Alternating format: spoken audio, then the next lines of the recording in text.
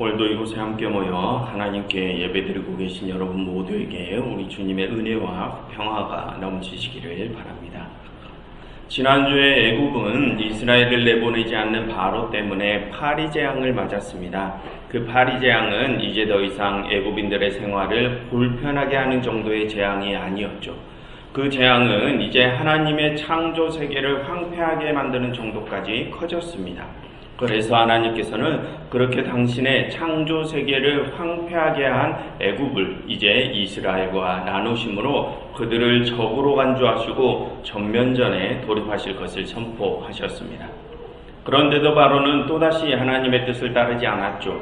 그래서 역시 따르지 않았죠. 그 역시 하나님과의 전면전을 선택한 것입니다. 그래서 오늘 하나님께서는 또 다른 재앙을 애굽에 내리십니다.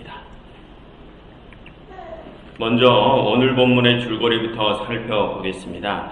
오늘 우리는 하나님께서 애굽에 내리시는 두 가지 재앙, 가축 재앙과 그리고 독종 재앙에 관한 이야기를 살펴보려고 합니다. 그 중에서 먼저 가축 재앙의 내용은 이렇습니다. 오늘도 역시 하나님께서는 모세를 바로에게 보내시어 이스라엘을 내보내라 라는 말씀을 전하십니다. 그런데도 바로가 또 거절하면 하나님께서는 이번에 애굽의 모든 가축들에게 심한 돌림병이 돌게 하시어 모두 죽게 하실 것을 예고하십니다. 그런데 하나님께서는 그 재앙 중에 이스라엘과 애굽의 가축을 나누시고 이스라엘 가축들은 한 마리도 죽지 않을 것을 예고하시죠. 그런데 이번에도 바로가 그런 하나님의 말씀을 듣지 않았나 봅니다. 그래서 하나님께서는 예고대로 이스라엘의 가축들은 살리시고 모든 애굽의 가축들은 돌림병이 돌게 해서 죽게 하십니다. 그런데 그렇게 가축 재앙을 받았는데도 이번에도 바로는 꿈쩍하지 않습니다. 그래서 하나님께서는 모세를 또다시 부르시어 화덕의 죄를 쥐라 하시고 그 죄를 하늘을 향해 날리게 하십니다. 그러니 그 죄가 애굽 온 땅의 티끌로 변하여 애굽 온 땅의 사람들과 짐승들에게부터 악성 종기가 나게 됩니다. 그런데 그 독종은 애굽의 술사들에게도 나타나서 이제 더 이상 그 술사들이 모세 앞에 나서지 못하게 됩니다. 하지만 그렇게 애굽의 독종 재앙이 일었음에도 불구하고 여전히 바로는 마음을 완강하게 하여 이스라엘을 내보내지 않았다고 하면서 오늘 이야기가 마무리됩니다. 그럼 애굽에 내려진 그 가축 재앙과 독촉 재앙이 또 어떠한 의미를 가지고 있는지 이제부터 살펴보겠습니다. 여러분, 지난 파리 재앙부터는 애굽인들의 생활을 불편하게 하는 정도를 넘어섰다고 했습니다. 지난 파리 재앙은 하나님의 창조 세계인 이 땅에 악영향을 미치기 시작했다고 했었죠. 그리고 오늘은 하나님께서 창조하신 생명들에게까지 그 영향이 미치기 시작합니다. 그래서 이제부터는 애굽에 일어나는 모든 재앙들은 바로의 소유물에 직접적인 해를 입히게 되죠.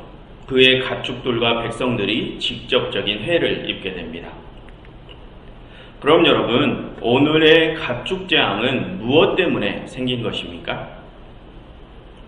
여러분, 3절을 보시면 이 가축 재앙은 애굽의 가축들에게 돌림병이 돌아서 생긴 것입니다.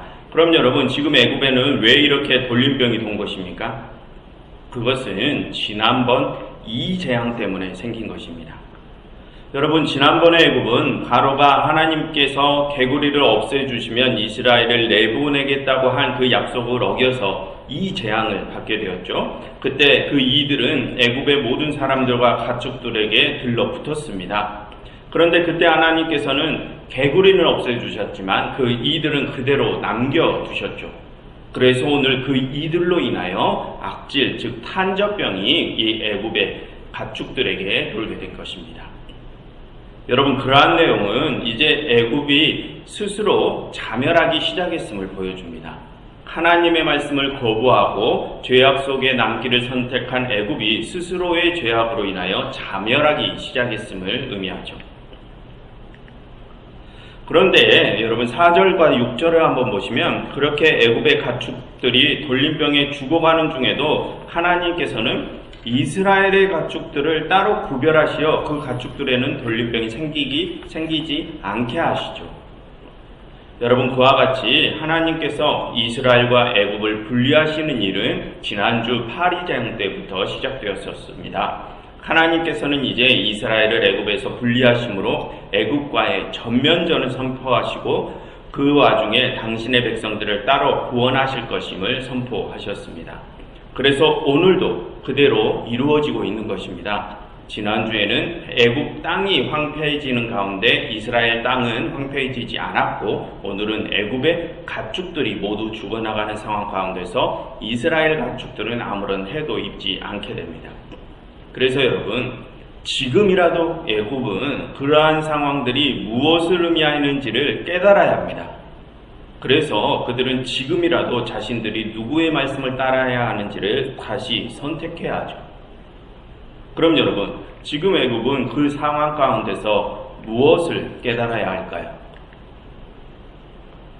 여러분, 아까 3절에서 하나님께서는 애굽에 심한 돌림병을 내리실 것이라고 하셨죠. 거기서 그 돌림병이라는 뜻을 가진 단어는 히브리어로 데베르라고 합니다. 그런데 여러분, 이 성경에서 그 데베르라는 단어는 오로지 하나님께서 심판을 내리시는 경우에만 사용되는 단어입니다. 그 단어는 한국어로 전염병, 돌림병, 역병, 연병 등 여러 가지로 번역되지만, 화면에 보시는 것처럼 신명기에서도 그렇고 에스겔에서도 그렇듯 그 단어는 항상 하나님께서 심판을 내리시는 경우에서만 사용되죠. 그럼 여러분, 지금 애굽인들은 하나님께서 애굽과 이스라엘을 나누시고 그런 돌림병을 애굽에만 내리시는 그런 상황에서 무엇을 깨달아야 합니까? 하나님은 심판을 내리시는 분이심을 깨달아야 합니다. 그리고 그 심판 가운데서 이스라엘을 구원하시듯 하나님은 또 구원을 주시는 분이심을 깨달아야 하죠.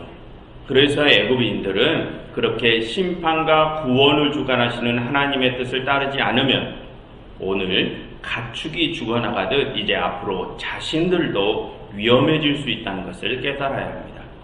그러니 지금이라도 애굽은 이 가축 재앙을 통하여 바로가 아니라 하나님을 따르길 선택해야 합니다.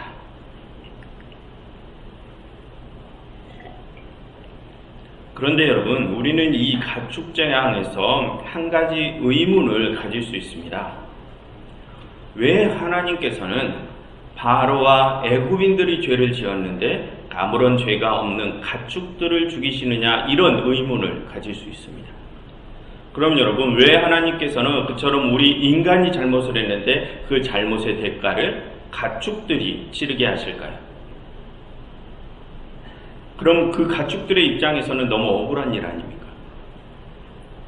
여러분, 사실 이 출애굽기가 이 가축 재앙을 통하여 말하고자 하는 요지는 하나님께서 그 가축들을 죽이셨다라고 말하려는 것이 아니라 바로와 애굽인들의 죄가 그렇게 인간 이외의 다른 생명들에게 해를 끼치는 결과를 가져왔다라고 말하려는 데에 요지가 있습니다. 여러분, 아까 지금 애굽의 가축들에게 돌림병이 돈 직접적인 이유가 무엇이라고 했습니까? 지난번에 애굽에 일어난 이 재앙 때문이라고 했었죠.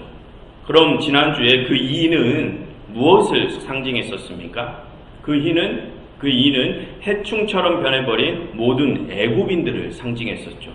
서로가 서로를 갉아먹는 그 애굽인들, 다른 생명에게 해를 끼치는 그 애굽인들을 상징했습니다.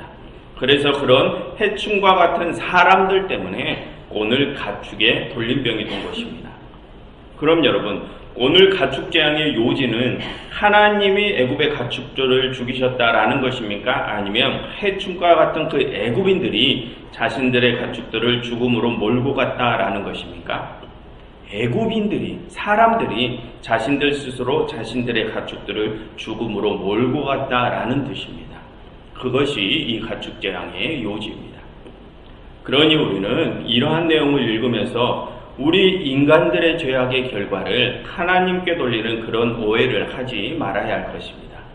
그리고 우리는 그것을 생각하면서 하나님께서 만드신 이 아름다운 창조 세계가 우리의 죄악으로 인하여 점점 무너져가는 것에 대한 책임감을 가져야 할 것입니다. 그런데 애굽 왕 바로는 자신의 죄악으로 인하여 애굽의 땅이 황폐해지고 애굽의 가축까지 그렇게 죽어가는데 그에 대한 아무런 책임감도 느끼지 않았나 봅니다. 그래서 그는 또다시 마음을 완악하게 하여 이스라엘을 내보내지 않죠. 그래서 하나님께서는 모세와 아론을 부르시어 또 다른 재앙을 애굽에 내리십니다. 하나님께서는 이제 가축들의 생명들뿐만이 아니라 드디어 사람들에게 직접적인 고통을 주십니다. 여러분 8절을 보시면 하나님께서는 모세와 아론에게 화덕의 죄를 지어서 하늘을 향해 날리라 하시면서 다음 재앙을 시작하시죠. 그런데 여기서 화덕이라고 번역된 히브리어 킵산이라는 단어는 성경의 다른 곳에서는 풀무불로 자주 번역이 됩니다. 우리는 다니엘서의 풀무불 이적 때문에 이 단어를 잘 알고 있죠. 아무튼 그런데 그 풀무불 킵산이라는 단어도 역시 아까 가축에게 임한 돌림병 데베르라는 단어처럼 이 성경에서 항상 하나님의 심판과 관련되어서만 쓰이는 단어입니다. 그 풀무불은 하나님의 심판을 상징하는 불이죠. 그런데 하나님께서는 그 심판을 상징하는 그 풀무불의 죄를 하늘을 향해 날리라고 하십니다. 그럼 여러분 그것이 어떻게 될 것이라고 합니까? 구절을 보시면 그 죄들이 온 애굽 땅에 티끌이 될 것이라고 하십니다. 여러분 이러한 장면은 온 애굽인들에게 그런 풀무불과 같은 아주 강력한 심판이 내려진 모습을 상징해서 보여주는 장면입니다. 여러분 아까도 말씀드렸듯이 애굽의 온 땅의 티끌이란 온 애굽인들을 상징한다고 했었죠. 그럼 여러분 그것을 지금 머리에 생각하시면서 방금의 상황을 한번 머릿속에서 그려보십시오. 모세가 풀무불에서 재를 한 움큼 집어서 하늘에 뿌렸는데 그 재가 하늘에서 애굽인들로 변했다고 합니다.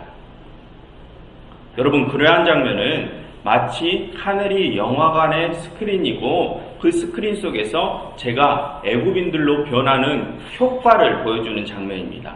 마치 마술사들이 하늘이라는 스크린에 마법 가루를 뿌렸는데 그 가루들이 영화 속 등장인물들로 변하는 그런 효과처럼 말입니다.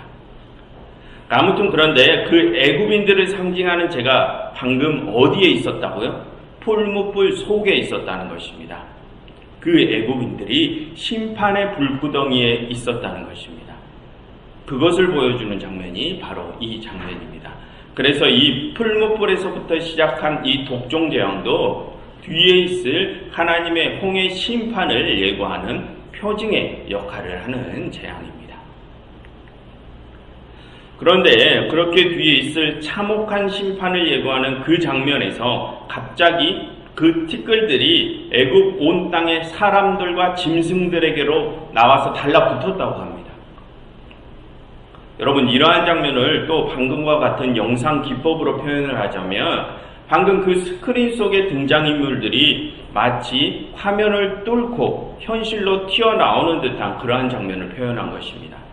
그 스크린 속에서 심판의 불구덩이 속에 있던 애굽인들이 스크린을 뚫고 나와서 현실의 애굽인들에게 들러붙었다는 것이죠. 그래서 어떠한 일이 벌어졌다고 합니까? 이번에 짐승들뿐만이 아니라 사람들에게도 붙어서 복종을 일으켰다고 합니다. 무슨 뜻입니까? 애굽인들이 자기들끼리 서로를 갉아먹는다는 것입니다. 스스로 자멸한다는 것이죠. 즉 이제 애굽인들은 자신들의 삶의 터전을 황폐하는 것을 넘고 자신들의 가축들을 죽이는 단계를 넘어서 이제는 자신들끼리 직접적으로 서로 해치기 시작했음을 의미합니다. 그래서 그 다음 11절을 보시면 애굽의 술사들도 그 일 때문에 독종이 생겼다고 하죠. 그래서 이제 그들은 모세 앞에 설 수 없게 되었다고 합니다. 여러분 이것은 이제 그들이 그 모세 뒤에 계신 하나님 앞에 설 수 없게 되었음을 의미하죠. 그럼 여러분 그게 무슨 뜻입니까? 여러분 그들은 이전에 하나님이 보이신 이적 그 재앙들을 똑같이 따라하던 이들이었습니다. 이전에 그들은 하나님께 당당하게 대적하던 이들이었다는 것입니다. 그런데 이제 그들은 하나님 앞에 설 수 없게 되었답니다. 무슨 뜻입니까? 그들이 하나님 앞에 무릎을 꿇었다는 뜻입니다. 그래서 그러한 내용을 통하여 우리는 우리가 제 아무리 이 세상에서 특출난 능력과 힘을 가지고 있다 한들 하나님 앞에서는 안 된다는 것을 알 수 있습니다. 우리는 하나님의 권능이 일하기 시작하면 이 술사들처럼 바로 고꾸라진다는 것이죠. 그런데 하나님 앞에 무릎을 꿇기만 하면 좋은데 무엇까지 얻게 된다고 합니까? 독종까지 얻는다고 합니다. 여러분, 여기서 말하는 독종, 악성 종기는 이전에 하나님께서 모세를 애굽으로 보내시기 전에 그의 손에 나병이 나게 하신 이적을 볼 때 그 나병을 가리킵니다. 그때 하나님께서는 모세의 손에 나병이 생겨나게 하심으로 오늘 이 독종 재앙을 예고하셨죠. 그런데 여러분, 그러한 나병은 생겼다가 사라지고 하는 것이 아니죠. 한 번 생기면 영원한 흔적으로 남는 병입니다. 무슨 뜻입니까? 하나님께 함부로 대항하다가는 평생 지울 수 없는 그런 큰 상처를 가질 수 있다는 것입니다. 그것이 하나님께 대항한 결과라는 것이죠. 그러니 감히 하나님께 대항하는 일은 생각도 하지 말라는 것입니다.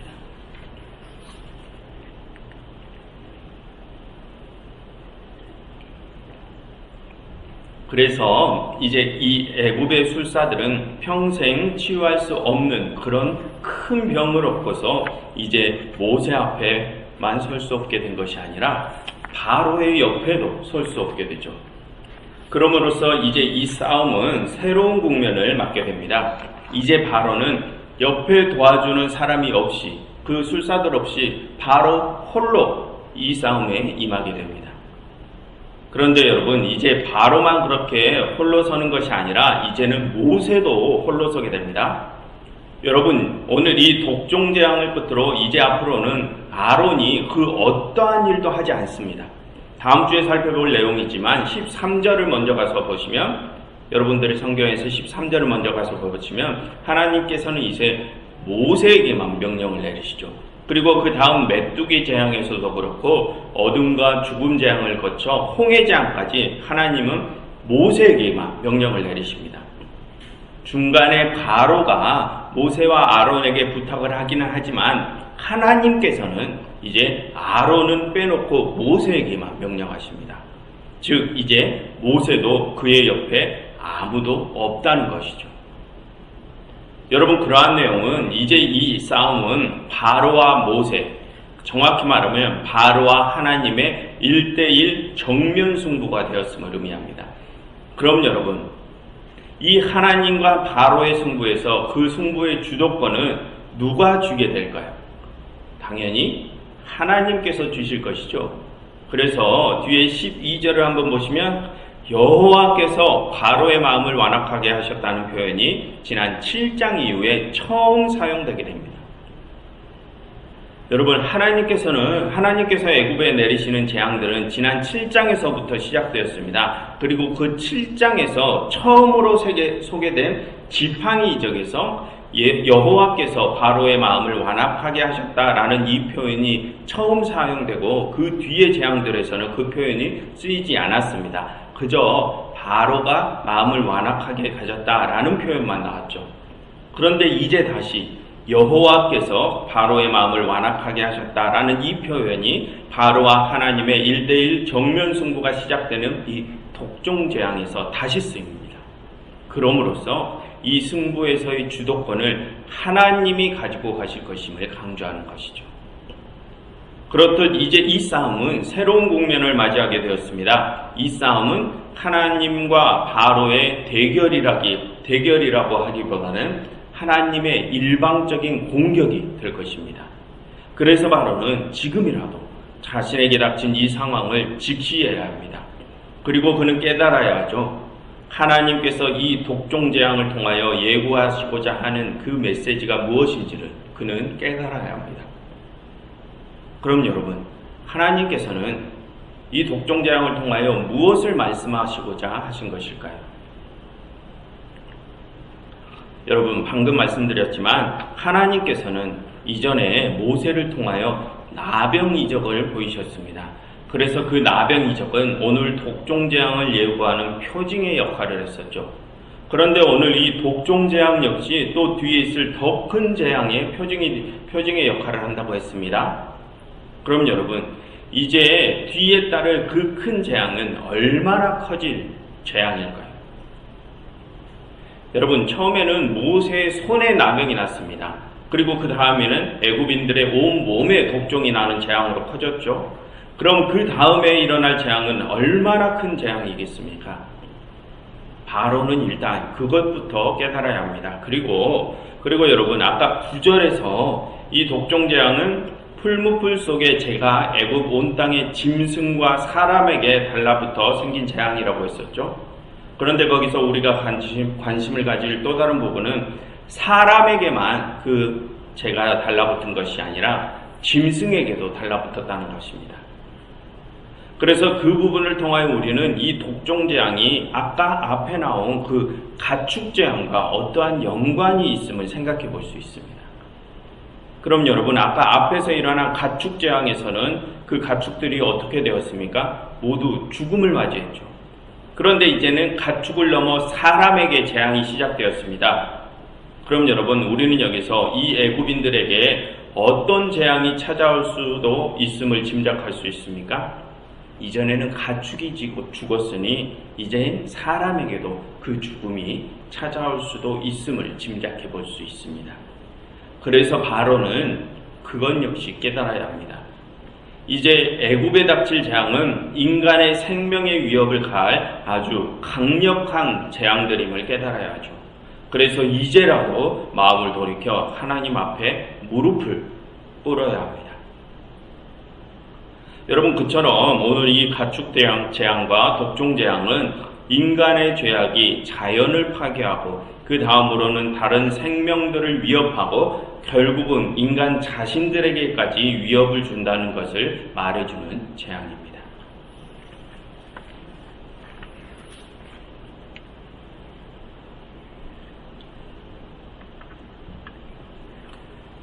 여러분 하나님께서는 이 아름다운 세상을 창조하시고 그곳에 우리 인간들을 만드시어 우리로 하여금 이 세상을 경작하게 하셨죠. 하나님께서는 우리를 신뢰하심으로 우리에게 다른 창조물들과는 다른 큰 권한과 큰 능력들을 넘겨주셨습니다. 이 세상의 주인이신 하나님께서는 우리에게도 이 세상의 주인 노릇을 할 수 있는 권한을 위임해 주셨다는 것이죠. 그리고 하나님께서는 당신의 지혜도 우리에게 위임하시어 그 뛰어난 지적 능력으로 우리가 이 세상을 관리, 감독하게 하셨습니다.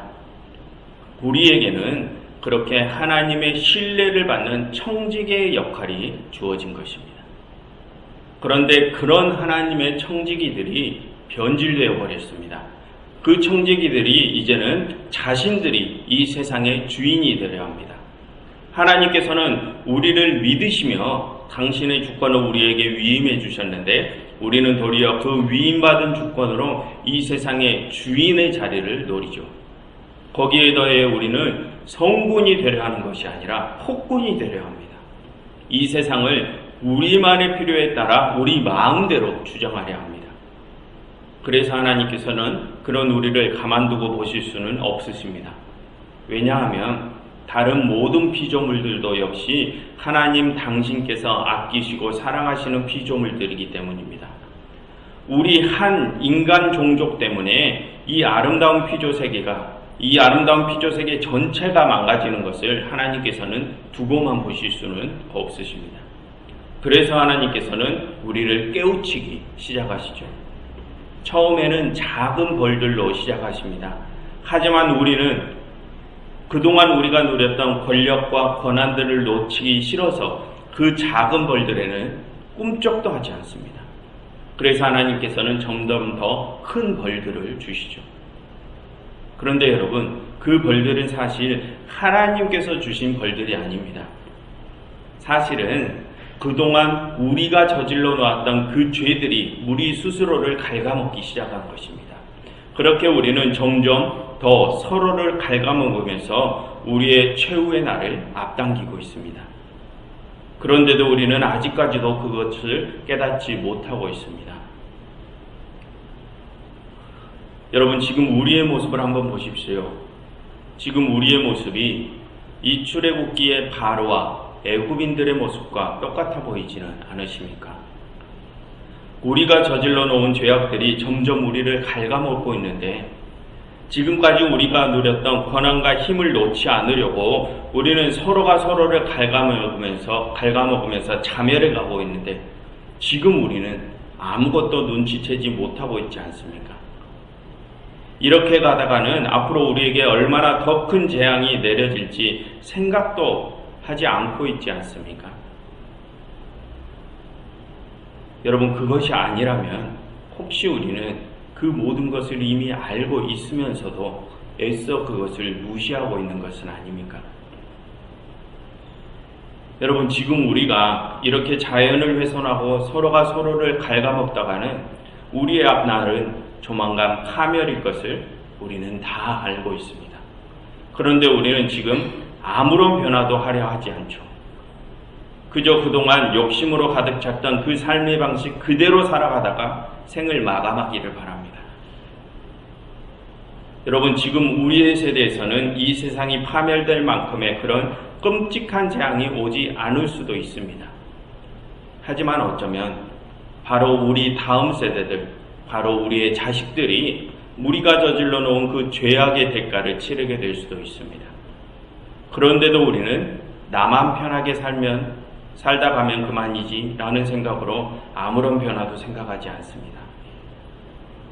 여러분, 만약 그렇게 우리가 아무런 변화도 없이 계속 이전과 똑같이 살아간다면 하나님께서는 그런 우리를 가만두지 않으실 것입니다.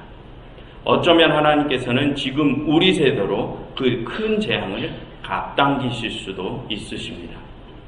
바로가 살아생전에 아주 작은 재앙부터 애굽의 모든 것이 다 파멸하는 그 마지막 재앙까지 그 모든 것을 경험했던 것처럼 말입니다. 그러니 여러분, 하나님을 두려워하시고 그 앞에 지금이라도 무릎 꿇으십시오. 그리고 이 세상의 주인이 내가 되어야 한다는 그러한 사고방식을 하루라도 빨리 버리시고 이 세상의 참 주인이신 하나님을 온전히 받아들이십시오. 그래서 내 중심적인 삶의 방식에서 벗어나 하나님의 관점과 그분의 방식대로 남은 삶을 살아가셔서 하나님의 심판에서 구원을 받으시는 여러분들이 되시기를 간절히 바랍니다. 기도하겠습니다.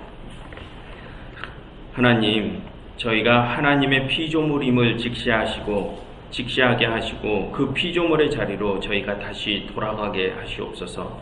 예수 그리스도 이름으로 기도드렸습니다.